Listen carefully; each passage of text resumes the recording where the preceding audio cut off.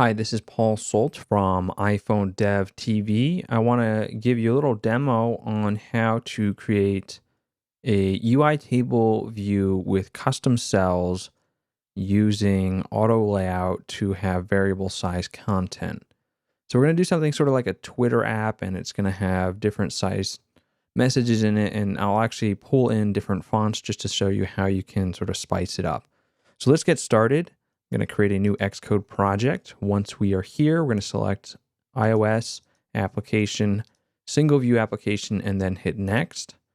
From here, we'll give it a name. So we'll just call this font table view. And I'm going to do this just for iPhone. So make sure that's selected. Then we'll hit next. From here, I'm saving it into my desktop in a folder called projects. So you can see it's on my desktop here. And this is where I put a lot of my test code when I'm just doing demos and working on stuff that I don't know if it's going to be throwaway code or the real thing. And so here we have our storyboard file and a view controller. So what I'm going to do here is just drag out a table view controller. I'm going to sort of fly through the setup here. Now I want this to be connected to my view controller. So I'm going to create an outlet for it. So I'll switch to our assistant editor with this little button up here. Now with this, we can insert an outlet for the table view. So that's one piece of the puzzle. And we're going to be registering a custom cell that I'm going to design in auto layout. Actually, let's just keep things simple. So let's keep it in the interface builder. So let's pop this bar out and I'll create a prototype cell right here. So this is going to have a size. It's going to be variable. I'm going to start it somewhere around 80 pixels. So I have room for 2 labels that I'm going to customize. And then we'll add outlets for those as well. So let's go ahead and add one label near the top. And I kind of want it inset a little bit. So in order to get this, let's see if we can add a horizontal guide and a vertical guide. This will give me some pixel control where I can actually see how many pixels down. So let's say this is going to be 8 pixels down, and then it's going to be 8 pixels in from the left. So I'm looking at these numbers as I'm dragging these controls around. This is going to give me something that I can snap against. So I like this because we can do that snapping. I'm going to get rid of this view in a moment once I get the other label on. So I have 2 labels. Let's just connect them so we have the outlets. The top one is going to be our quote label, and then the bottom one is going to be our font name label. So we're going to make this so it's variable, and I want the font name in a little bit. So I'm going to add another vertical guide. And I'm going to drag this one over, and we had the other one at 8, so I'm going to go up to like 16 or something. So we have a little inset here. And if we just snap that to that one, we'll have a little difference here. So let's switch back to the single view so we can just focus on the layout now that we have both of these connected. Now, I want this to take up the full space, and I probably want another vertical guide for our end side, and I'm going to make them both end at the same spot. So it's just going to be 8 pixels from the right side, and then I can just snap it right to that. Now with that, I want to align this one underneath where we get some spacing, and I probably am going to change the font size so it's smaller. So let's go down to maybe, that's too much. I'm going to do 13. I'm going to do the editor size to fit content. This is the command equals. That should resize the label for us so that it fits the height better. And then I am just going to position this right here where it matches that grid line and is on my one edge here. So I'll just drag this one to the end edge here. And so now we have both of these ending at that position, which means now I can figure out a position. So we're 8 pixels in. I'm going to add one more horizontal guide here. And this I'm going to position right underneath the label. So I have to figure out where the label ends. I think it's right about there. So I want to go 8 pixels down from this position. Let's see if that matches up. Really hard to tell when it's white. So let's change the color. Okay, so I'm way off. So let's just bring that right up. And I'm going to zoom in with the control key. There's no zoom built in. And that looks pretty good. So that's where we need to be. And I need to be 8 pixels down. So we're at 26 pixels. So I'm going to go 8 more down, which means I have to subtract 8. So that's going to be 18 pixels from the bottom. So that is where we want to bring our bottom edge up to. And hopefully that stays in place. And I believe that we're right on that border. So it's pretty close. We're going to change that color back so it is not crazy looking. Well, actually, no. Let's have both of these labels crazy colors so that we can see them. Let's make it cyan instead. And I have to click on the font size color again. If you click off of it and it doesn't like me. There we go. Okay, so we've got 2 font labels. Now what we're going to do is we're going to set up the auto layout constraints. So what I'm going to do here is just drag up to the top here and do the top space to the guide. And then I'll drag to the left and do leading space. Now, if you don't have access to these values because you're taking the full space, so you can see that we're inset a little bit. But if you weren't inset, what I'm going to do here is I'm going to right click and drag to the content view.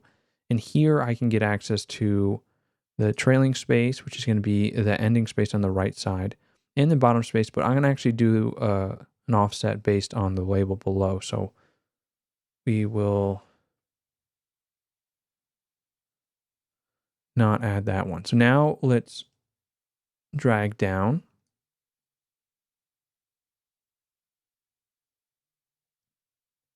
And with this, we can set up the vertical spacing. So I'll do vertical spacing between these two. And so what's important with the auto layout here is even if we are very descriptive and it's valid auto layout, it needs to still describe the size of the cell. So I'm going to drag left to connect here and do the leading space. And then I'm going to drag right to connect here for the trailing space. And the last one I want is the bottom space to view or container, and that will be this one. So hopefully we have set everything up. We should have blue marks. We're going to use the intrinsic sort of, I guess, width or height. I guess it's the height of each of these labels with the auto layout. And we also have to give this cell a reuse identifier. So if we click on our TableViewCell, the reuse identifier I'll just use will be custom cell. And with that done, we should be able to start playing around with this table view in our code. Now, I haven't set any of the delegates, so if I drag this over to the view controller, I can set the data source or the delegate here. We can also do that in code. So if I do both of these, things will break when we start the app. So let's just see what happens before we set those. And it looks like I already did set that one. So the build is failing right now.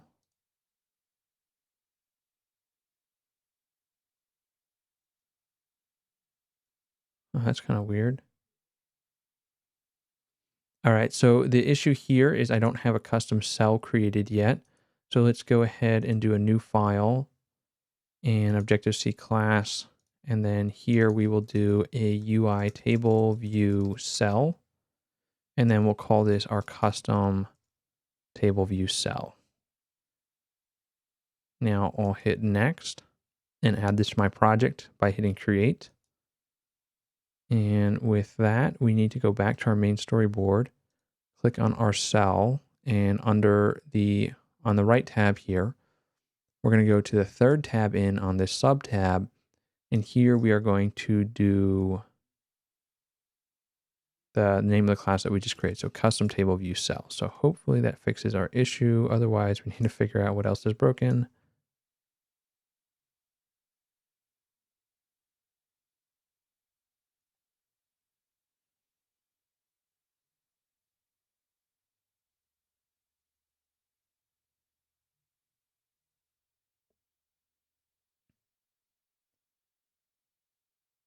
So something about this doesn't like that we've connected an outlet, and this is kind of confusing for me. I was assuming that this would just work. I've been doing it in the XIB file. So what I'm going to do is I'm going to paste the exact message. So what I did is I copied it, and now it's got all this path information. So let's delete the path since that's going to be specific to me and no one else is going to be searching for that. Now, if I search for this, we might find something, but quote label is specific to my application. So I'm going to delete that. So this is how we can sort of search.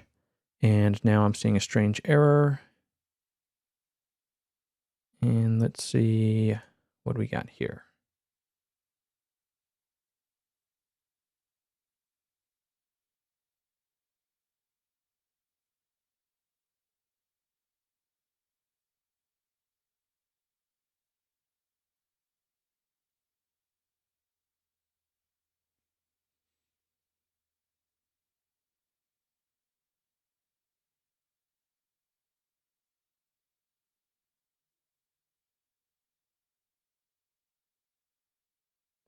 Oh, I think I know what I did wrong. We were connected to the wrong file. Okay, so if you made this mistake like I did, we are in our view controller class, and I actually created the outlets for our labels, and that's incorrect because this is for a custom label, and I made the class a little bit late. So I'm going to cut this stuff out, just use the Command X shortcut, and we're going to put that into the TableViewCell in here. So I'll go to the header file for the TableViewCell, and it's clipping right now. So let's move that over. We've got these two outlets. I'll save this. We'll save the controller here. And then after we do that, we're going to go back into our storyboard file. And now it's a little tight here, but we're going to look at where these connections are. And we don't want to connect to the view controller. So I'm going to click on that and cancel that. I'm going to do the same one here. So if you accidentally did that and you get that warning message, undo what you did. Otherwise, we'll have issues still. Let's try and rebuild and see if that. Okay, so we have no issues now. And the issue from the top right corner is gone. Now, if I click on our custom table view cell, I would expect this to automatically go to the related object, but it is not. So we'll go to the custom class here. You can get it from the manual, and then you have to really like drive down here. So we want to connect it here. And let's see if Xcode lets us do this. Otherwise, we're going to have to do this a different way. So our quote label is going to be on top, and our font name label is going to be on the bottom. So now this should work.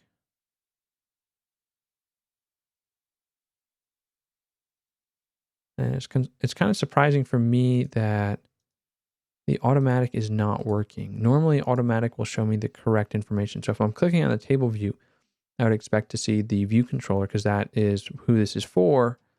But when we click on the prototype cell, which I've set as a custom class on the right, I'm sort of expecting that to show me the right thing, and it actually led me to connect it wrong, which is a downside of that. So another workaround for this would be if you are in the main editor and you just had the storyboard open, you could press the option key and you could click on custom TableViewCell.h. This would allow you to connect the two. Now, it's not going to let you connect from here to one of these outlets. I'm dragging. It's not going to let me do that connection if in this file on the prototype cell, if I select it, so it's this guy right here, if this is not set, it should error and just not let me do anything. So you'll see that it's not editable, and that's because the class is not set. So that's a way you can shoot yourself in the foot. So to fix that, click on the TableView cell and add your custom name on this third tab right here. So once you do that, you autocomplete, you press enter, you're good to go. So with that done, we now have a way to modify that. And in our view controller class, we're gonna have to add some methods to work with this TableView cell. So I'm gonna delete this did receive memory warning. So we just had the view did load. And now we get to implement two of the required methods for the TableViewDelegate. And so I'm gonna actually make this conform to both the UITableView data source and the UITableViewDelegate so that we get access to all the information. What we really care about right now is just the data source. I doubt I'll get into the delegate, but I'll just put it here so we have those methods available.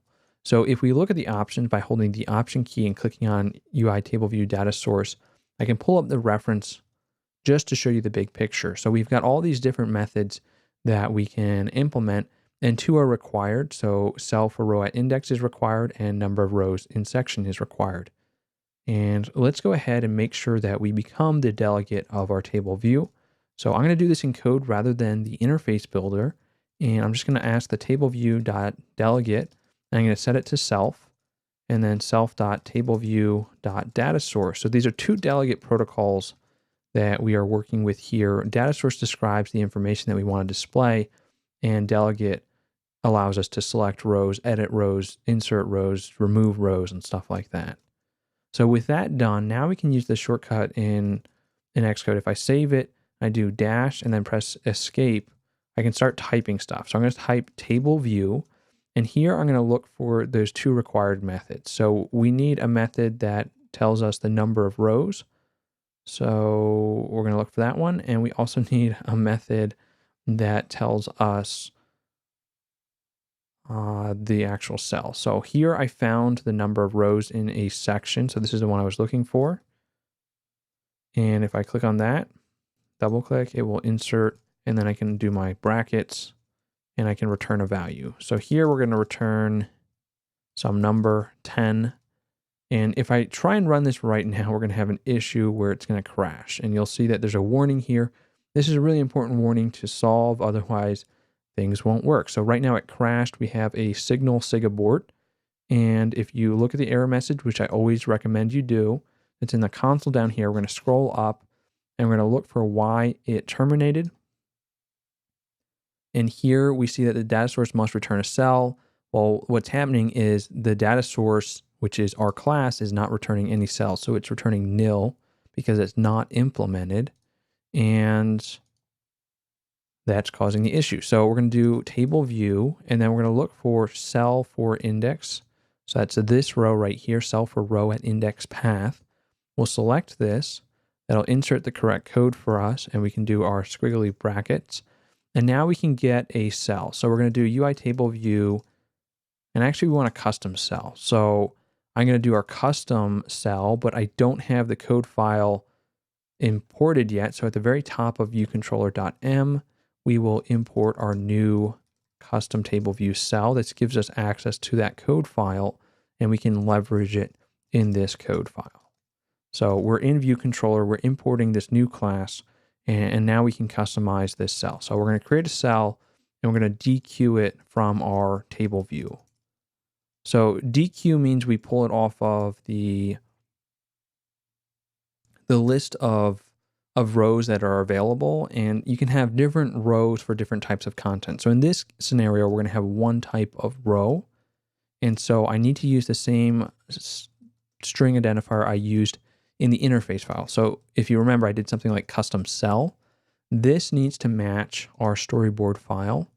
If we click on our TableViewCell, so let me show you my mouse, custom TableViewCell, you'll see that there is a fourth tab in here.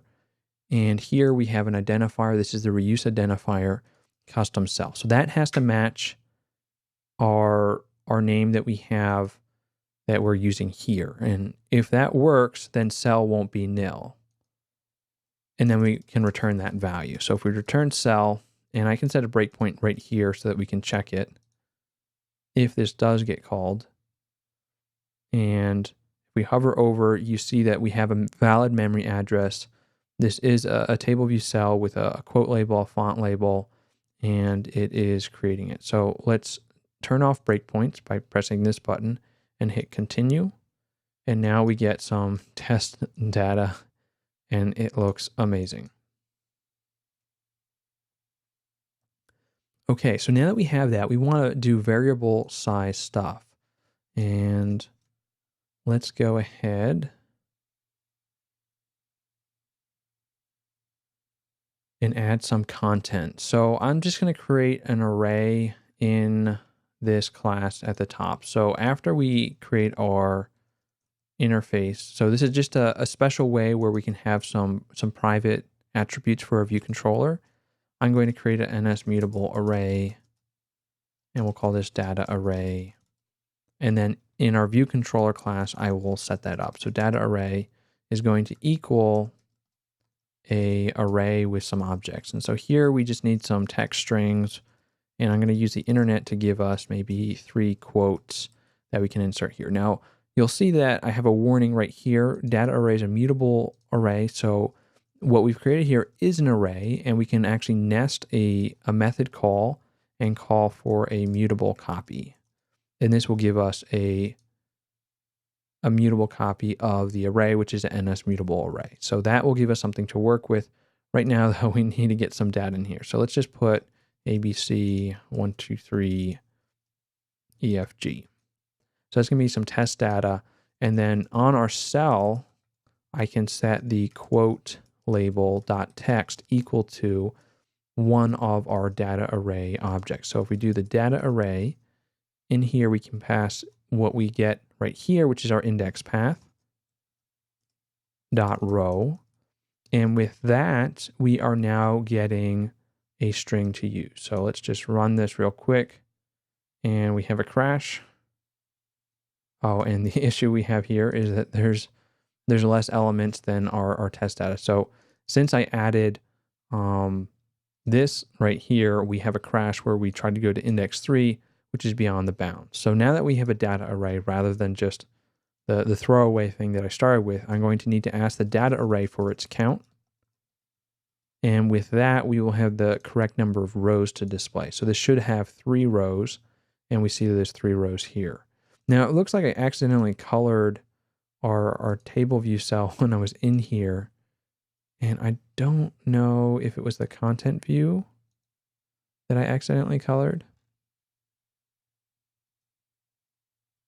or if something's just stretching incorrectly. So let's try and select our content view, and the background is default. Did I change the... No, did I change the table view background? Yes, I changed the table view background. So let's make this back to white. So I couldn't see that because it doesn't draw the table view background here for whatever reason. And if we rerun, we shouldn't have the cyan in the background. So those are our labels, and we've got our custom content, and it's great because it's not automatically moving down our rows. So I have a fix for this. If I drag out a navigation controller, so that's this little icon right here, this is a UI navigation controller. Let's close our colors. If we drag this out, this will give us that top bar, which I want. And it gives us some properties where it automatically adjusts the scroll view insets for the top. So I'm actually going to delete, let's see if we can zoom out. I'm going to delete this default table view that came with that. So be careful that you delete the right one. And I think if we select this, we can grab the other one. Here we go. So sometimes you have to like move around. If you have a trackpad, you can scroll usually to the sides. It doesn't, no. Oh boy, we just lost that. Okay, here we go. So moving around on the canvas can be a little bit glitchy. I want to set this to my root view here. And that's still not quite going to work. We need to move this little starting arrow to this one. So if we do that, we now have our content and it's not conflicting with our status bar. And we can put a title here and we could do fonts. Okay, so we've set up a lot of stuff. I've done auto layout. I didn't quite explain it, but this row is going to be more than one line, and we'll fix that in a little bit. But before we get to that, I want to pull in some better data. So let's get data from the UI font class. So UI font has a list of font families, and it's called family names. And these are all the available fonts that we can use in an application. So if I do that, we now have a list of all these fonts, and that's actually not what I want to do for the data array. So we're gonna rename, and we're gonna have two arrays. We're gonna have a font array, and then we're gonna have a quote array. So we'll be a little bit more specific here, because I have two pieces of information that I need to populate in this list, and this will be our font array. So I just changed that in ViewDidLoad. And our quote array, we're going to do something like what I had originally done with the bracket, the @ symbol, and then another bracket for the values inside. And I need to grab some quotes from the internet, so I'm not ready to just paste anything in there just yet. And then we want the mutable copy. So with that set up, we now have our arrays. You can pause the video if you want to fix that. And then we need to fix our count here so that it matches. Right now, we're going to go with the number of family names. So we're going to do the font array count. So that's going to be the driving factor. And here we are going to comment this one out, and we're going to look first at the font name label .text, and we'll assign this to our font array index path. Careful on autocomplete .row, just like that. So if we do that, we now have our font on the bottom, which is where I want it. And now I want to get some quotes. So let's go to Safari, and I'll open up a new tab and look for maybe Steve Jobs quotes.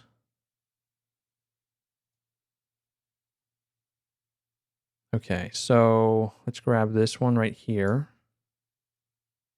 and see if I can copy that in with the Command C, and we'll paste that right here. And it added a bunch of extra stuff that I don't want, so I'll get rid of that and just do. So we'll do something like that. And let's see if we can get some shorter quotes. There are some issues with the length of the quote.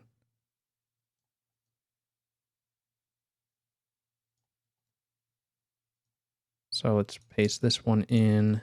We'll put that on a new line.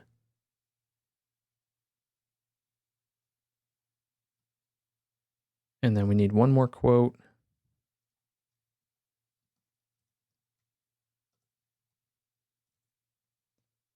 So we'll go back and we'll grab this quote right here and paste it right here. Okay, so now that I've fixed that, we can add Steve Jobs here.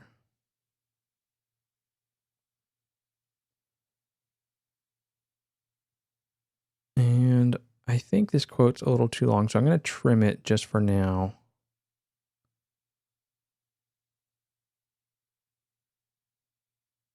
Actually, no, let's keep it. I know I've had issues with some of these quotes. Now, for the quotes, I'm going to have to do something special, and I'm going to create an int quote index. And since there's going to be less quotes, I'm just going to use these 3 quotes repeatedly, or however many quotes I add. And I'm going to take the index path here, .row, and use the modulus operator by the quote array count. So effectively what this is going to give me is 0, 1, or 2. And this will make it so that I don't overflow the value. So what we're doing here is we're just cycling through these 3 quotes every 3 lines. So that's what this code is going to do. You can think of the modulus operators like the remainder. So if we did if we had the current row and we were on like 20 and we did division by the quote array count, which is 3, 20 divided by 3 is going to give us 6 point something. And so we're going to be looking at that remainder. So 6 goes into 18 3 times, or 3 goes into 6. Sorry, 3 goes into 18 6 times, and so we'll just do 20 minus 18, which will give us a remainder of 2, and that'll be our index. So if you're looking at the quotes, that will give us this last quote here.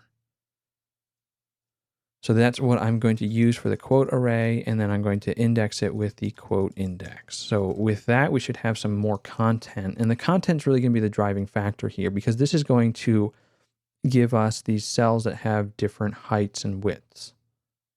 So this is the important thing, and you can see that we have lots of fonts here. Now what I want to do is I want to change the font for the cells. So I can do cell.quoteLabel.font is equal to UI font with name. In here, we will put in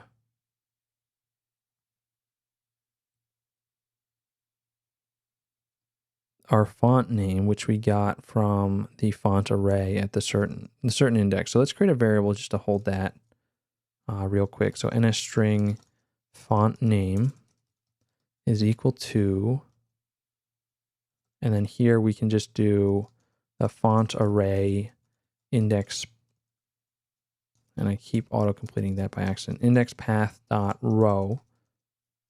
So now we're down here, we have these 2 lines of code that we're working on, and this will give us a font name, and I can put the font name right here, and then the size, I don't remember what I used in the UI, so let's double check.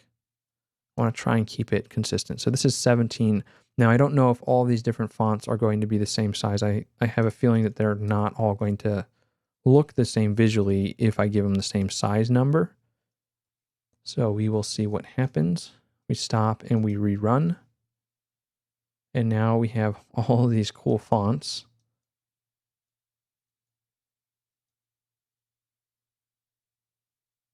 And it looks like some of these fonts don't have, they have different styles for some of their numbers, which is kind of interesting. So all of these fonts are available on the iPhone, and that's kind of cool.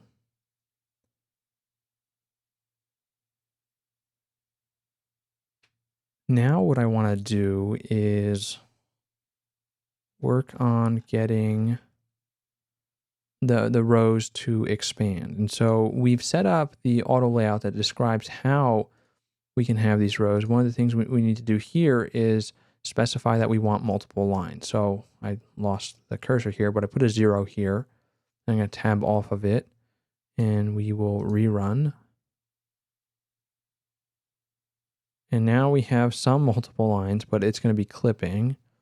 So that's one thing we need to change. The other thing is we want line breaks to be word wrapped. And so we'll change that right here on this label. And so it's going to wrap based on words rather than chopping words in half. Still, we're not increasing the size. So here we actually have to calculate the size in the view controller. And there's another method. There's 2 methods we could use. One method is a performance improvement. The other one's going to give us the direct results that we need here. So if I type here and start typing table view, we're looking for one that is for the height. There's estimated height, which I will eventually use for performance reasons, but then there's also height for row at index. So here, now this has been really a pain in the butt to get right. And so I'm going to try and walk through it, and we're going to try and get this to work, but it can be very, very frustrating to set up.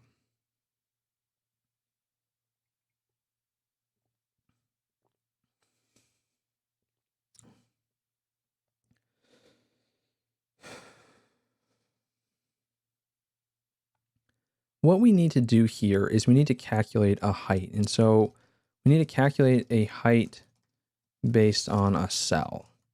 And so right now, I don't have any references to this cell, so I'm going to need to store a reference. So I'm going to create a property and this is going to be a strong property, non-atomic. This will be for a custom table view cell, and here I will just put custom cell. So that's going to be the name. Now we're going to want to grab one of these. So the thing that we need to do here is we need to grab a cell in the same way that we grab a cell up top. I can actually store a reference to it, and that did not copyright. Let's try that again. Command C, paste it. So we're grabbing a cell here, but I don't need to do this every time. So I'm going to do if self.customCell, and this is going to be if it's not set, then we're going to grab this cell here. So let's move this over and end our quotes. Now, instead of grabbing this cell, I'm going to work with self.customCell and assign it to this value. So this is going to give us one cell only once, and we're going to hold on to that and use it for layout. The next thing we want to do is we want to configure the cell. Then we want to lay out the cell, and then we want to get the height for the cell, and we're going to return that. And there's a padding that we need to add of 1 point, and this is for our cell separator. Now I'm still seeing some issues with this, so at the moment this is my recommended approach, and here we need to return a value. So I'll return height here, and we'll declare height here. So CG float height is going to be the type. This is just a float value, and we'll initially set this to some value.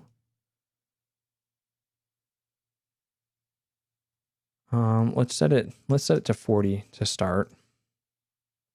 And actually, no, we can go bigger than that. Let's do 140, see what happens. All right, so I set it to 140, and you can see that these rows are a lot bigger.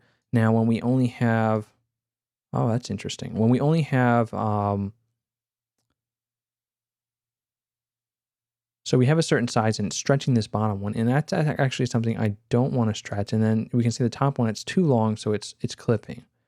So if we did something like 240 and we reran, we would see that it's stretching this one, and I really don't want it to stretch that one as much. So let's go back to our storyboard and look at our layouts. For this label, I really want this to be a fixed height. So I'm going to set a rule so that it has a fixed height, and you can see that right here.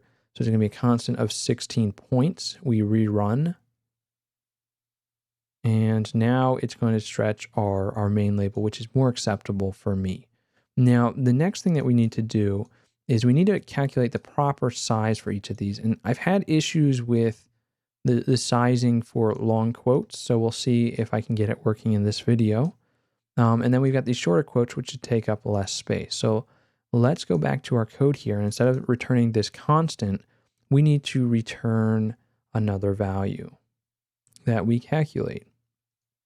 So first we need to customize the cell exactly the same way we did up top. And so the way we did that is we set the quote index to get the quote. So we use that, and then we have a font name that we have to pull out, and we have a specific font of a certain size. So let's see if we copy this, because this is our configuration of our cell. Actually, all of this is how we configure the cell. And we no longer need this, so let's get rid of that. So we're going to copy these 5 lines of code and configure our temporary cell here. So self.customCell is what we're going to be working with down here. And we're going to set everything up just like it was about to display up top. But this one's not going to display. So we're going to be doing this one off screen. So we're going to configure it. And then there should be a method called self. And then we're looking for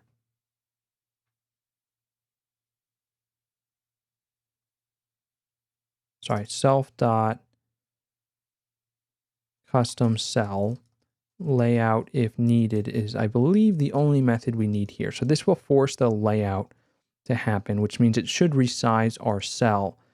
Once it does that, then we should be able to grab a new version of our height, and we will calculate that using the content view. So now this one's a little bit buggy to write. Self dot and then we want our custom cell. Now you would envision just running this off of a view, and you can do system layout size fitting size. Now there are two constants we can use here. There is the UI layout fitting compressed size and UI layout fitting uncompressed, or I forget the exact name. And those, one is basically a size of 0, and the other one's a size of, I believe, 10,000 by 10,000. So we are going to do the content fitting, which is going to try and fit it within the smallest space possible. So here we have the two sizes, compressed size and expanded size. And so here I'll select compressed size, and that should give us a value, but it's going to be in terms of a size. So I actually need to do .height. And if we tried to run this right now, it looks great. We have all these warnings, and the problem is we need to ask for the content view here. So if you don't set this, this is one of your failure points. And that looks like that helped us a lot. So there's a lot of ways where we can mess this up, and I'm going to turn off selection because that's changing the coloring. I don't want selection right now. So let's go back to our main storyboard. We click on our table view here. We can turn off selection on the right under the 4th tab. So no selection is what I want. I'll rerun. And so now you can see the app here. We can get rid of the crazy colors. I can't select it. So you can see I'm tapping. I cannot select anymore. Now, if you configured this wrong, so let's say you were on your label and you didn't do word wrap and you did like truncate tail, what's going to happen is you might get instances where the quotes are clipped, and here we see there is clipping. So that is one of the issues that you can run into. It's super frustrating to debug. Another issue that we can run into is if I turn that back on to word wrap, if I were to set a specific height here, I'm going to have another layout issue, and I have no idea what's going to happen. All right, so now we have a lot of clipping here, and what the problem is, it's related to our TableViewCell and the separator. So if I pull up the simulator, you'll see this separator here between each line. That separator is actually built into our TableViewCell, but Apple doesn't really, I guess, talk about that too much. It sort of just magically happens. What happens is I have a custom size for my cell. So my row height right now is 61. If I look at my content height, this is 60. So there's 1 pixel that is used for this separator, or 1 point is used for the separator. What I need to do is I need to say, okay, well, this bottom constraint needs to be a little bit more flexible, because you'll see it's a 0.5, and that's because on a retina screen, the separator is a single pixel big rather than a single point, which could be 2 pixels on a retina screen. And so what I need to do here is I need to do the attributes inspector, and I need to lower the priority on this bottom constraint because there's going to be that lower border. So I want a high priority so that it's still pretty good, and I'll click off of that to make sure it saves. We'll stop and rerun. And now we see that we no longer get that error that was occurring on the thing. So if I undo what we did and we switch back to the required and I rerun, what we're seeing here is all these layout constraints. So it's breaking a constraint, and we don't know what constraint it's going to break until runtime. So it looks like it's changing the height of one of the labels and making it a different size. So this is going to be wonky behavior. It will cause text to potentially clip, and that's not what we want. So we want this cell to grow, so we don't want this height constraint. So if I very carefully click on like a 1 pixel area, I can select this and I can delete it by pressing delete.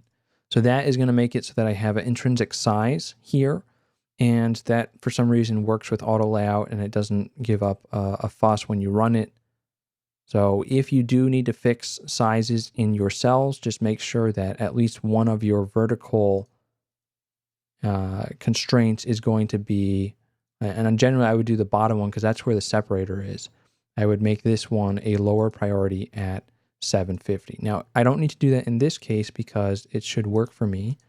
And hopefully, if we've done everything right, we're going to see these cells laying out like so.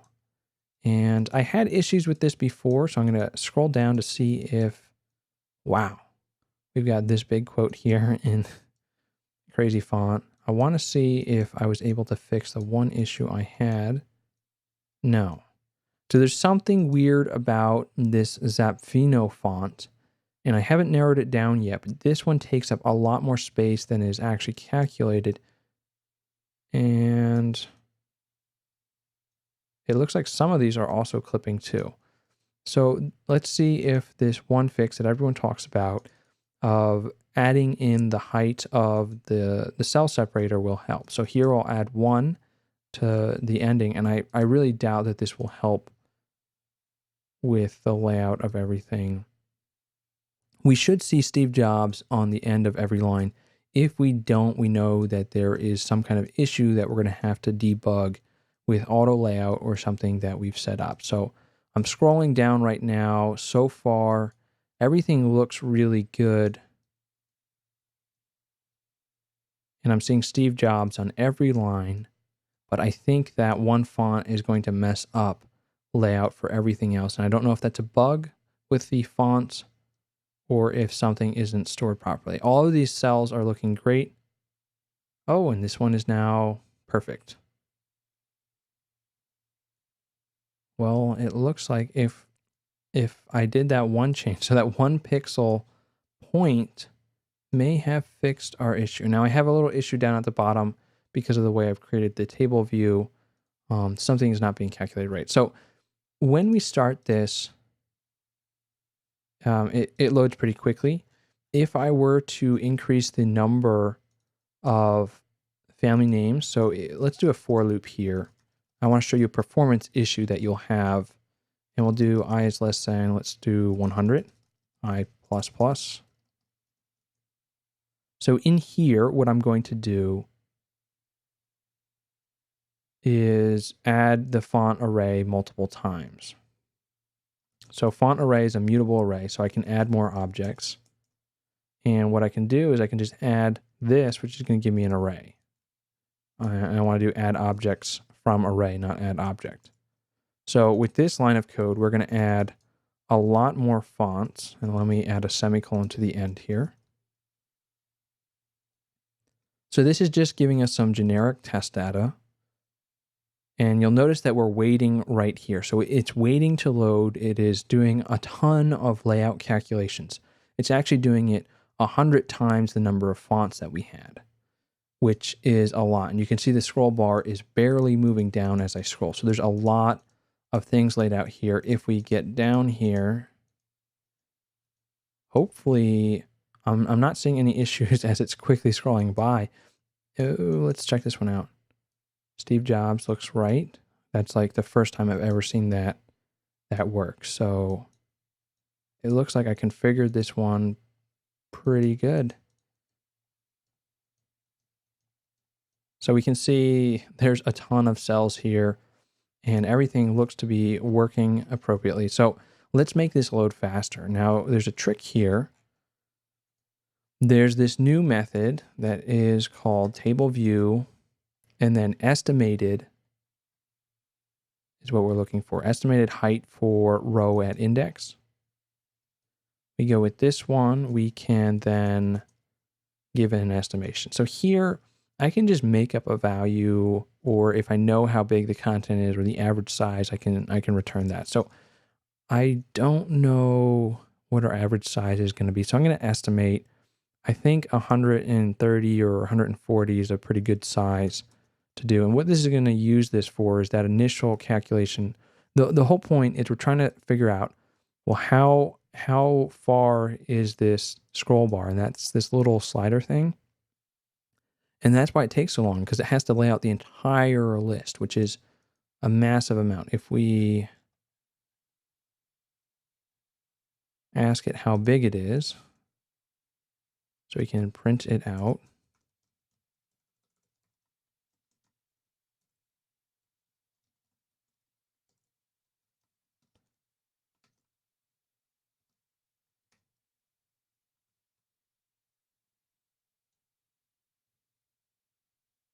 there are 7,171 rows.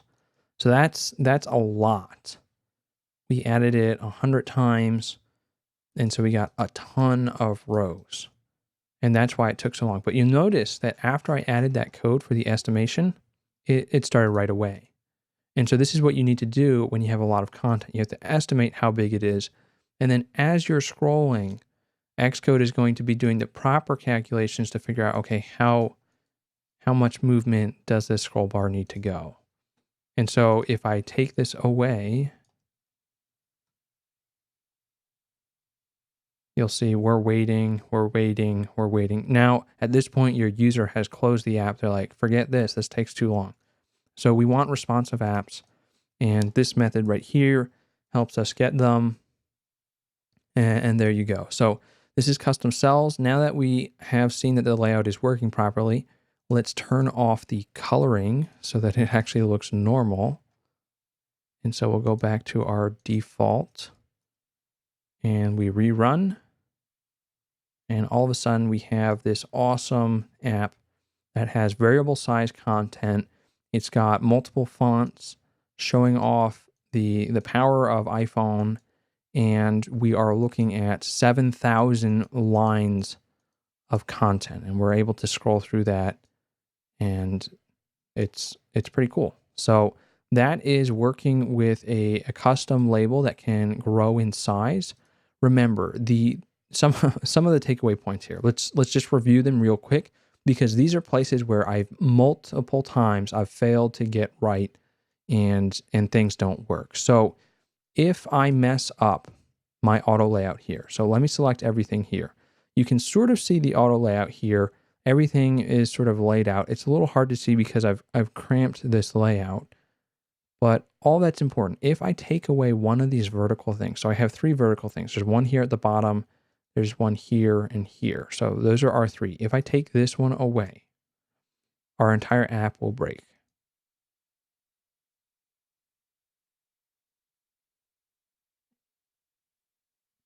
Doesn't look pleasant. All right, so the issue we have here, and it is using that estimation here. So what we have happen is all of our layout code is totally wrong. And it's because we haven't described how tall this is. So I need to make sure that I have the top space defined, any of the vertical spacing between elements defined, all the way down to the bottom, and having this one defined. Now, if you have something that needs to be a fixed size, you may need to make the bottom guide vertical space, whatever this one is, you may need to make this a high priority. Don't make it a low priority, because it won't keep that distance. It won't try to keep the distance. So if you do that, that should fix any issues you have. And we'll scroll down just to double check. See if we can find, I think we have to go a little lower. This one is still working correctly. So that is a good sign. I've had a lot of issues with this one not working correctly. And apparently it's that 1 pixel off can throw the entire thing. So make sure that you describe both the width and the height using auto layout. Valid auto layout constraints are not enough, because we're dealing with a cell that can change size. It's unlike a normal view controller like I have here on the left, where I can snap things to different positions. So that's something we need to be mindful of. If you forget to set your data source, so I didn't set the data source here in the interface file, but if you forget to set this in code, now we can jump over to the code. If this is, not the data source, sorry. If the delegate is not set, guess what? Your size method does not get called. So if we run this, we're going to get tons of clipping. And we get clipping because it's using the default size of a cell, which is somewhere around 40 to 44 pixels tall. Again, that's not what you want. So the delegate is responsible for these 2 methods here at the bottom. These are both in our delegate protocol. So if I click on this, we can see TableViewDelegate. If the delegate is not set for either of these, guess what? These methods do not get called. So we can see TableViewDelegate here as well. So I struggle with this one too. I thought I had set it. Apparently I didn't set it in one of my videos that I was demoing. and things just broke, and I was like, I have no idea how to fix it. So it can be very frustrating when that's not set. The other thing that can be very frustrating, you're trying to calculate your height for row at a certain index. When you do this, you need to make sure that you are using, okay, first of all, we need to make sure we configure the cell. That means you have to use the right font. I believe the other issue I had is I did not set the font name, and so it was using the default font. So that's setting the font. So if we rerun, we're seeing clipping because we used the wrong font. And this is the issue I had earlier, and I was like, I don't understand. And so you'll see certain spacing is different, and it's weird, and it's really inconsistent. And this is where I ran into issues with the Zapfino font a lot, and I just could not figure it out until just now. So it doesn't always work. Make sure you set the font. Everything needs to be configured like you would have it on display. Apple recommends that you do cache this value, so you could create another. You could create a custom data object that would store this information. That would improve your responsiveness and scrolling and help with that. But for now, this is a good way to just make sure that things are working, because the layout is ridiculously hard to get.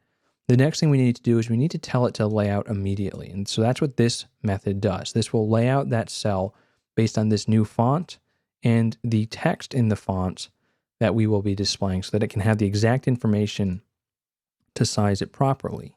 So this is what you need to do for dynamically sized rows. So this is what you need to do for dynamically sized rows. The next thing that's a failure point, if you do not do the content view here, you will be out of luck. Everything will fail. It will be size 0. And look at that awesomeness. So there's so many ways to fail. This would be an awesome picture to take. So let's get a picture of that. All right, so we've got a picture of that. I need a blog about that. You forget to put that content view here, and the sizing is wrong. And I hit my head against the wall for this problem multiple times, even though I knew what I needed to do. It's just something I overlooked. The other thing is this cell separator. I'm going to create a variable here, CG float, and we'll call this the separator height is equal to 1. Now, it's displayed as 0.5 pixels on a retina screen, but I believe you always add 1, not 0.5. It seems to work fine for what we did here.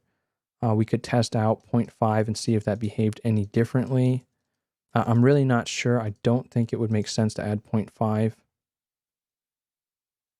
but we can try that, see if all of the fonts appear correct. And this could be an issue where it takes a lot of rows to find an issue with it. So we might not just see it here. And that one looks okay. So still appears okay. I'd really have to dig through here to see if we're having any kind of clipping. And so that can be a hard thing to debug. So I would recommend going with 1, because that seems to be the going consensus of everyone online. The estimated height, you want this to be on the order of magnitude, within one magnitude of order of whatever the value is. So hopefully these heights are similar to what we have here. We could do a rough sanity check by printing out our heights. And what am I doing? I'm doing a float and then the height. So this is going to be off by 1 pixel, but it'll show us about how big they are, and you can decide. All right, so these are for the cells that are visible. So that gives you an estimate. You could add these values up, estimate something. Make sure you do a whole number. Don't do a decimal number. I believe you can get into issues if you did something like 0.3. So don't just add up rows and divide. That can lead to weird glitches in how crisp your graphics are on iOS. And I've seen it before with placement of image views and stuff like that. So hopefully what I have here is now working again, and it loads up pretty quick. We've got some heights that are displayed here. I can get rid of that.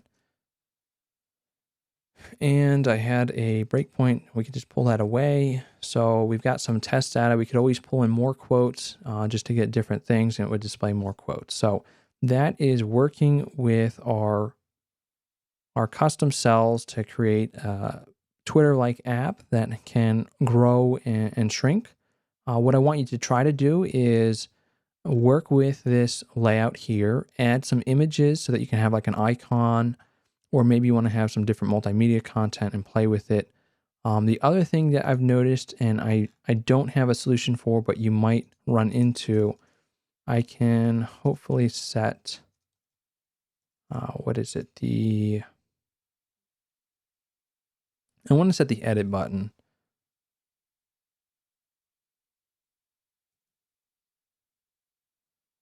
And I'm drawing a blank on what I need here. So let's use Google set edit button. I mean, this is a really good way, UI table view. This is a really good way to figure things out.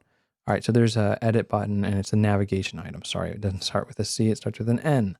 Navigation item dot right bar button. So that's gonna be the right bar button. Now there's a default one.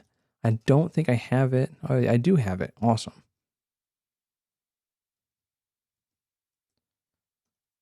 So I think this is just built into the system, which is kind of cool. And I hit that and nothing happens, interesting. All right, I was expecting something different. Normally it would change states, but it's not. So one of the other issues that you'll want to look into is when you have content that pushes things in, how does that work with auto layout? And you might have to do some auto layout constraints in code. So it's a little bit more work, and unfortunately not everything you can do with the interface builder, but this is a great start for getting that working.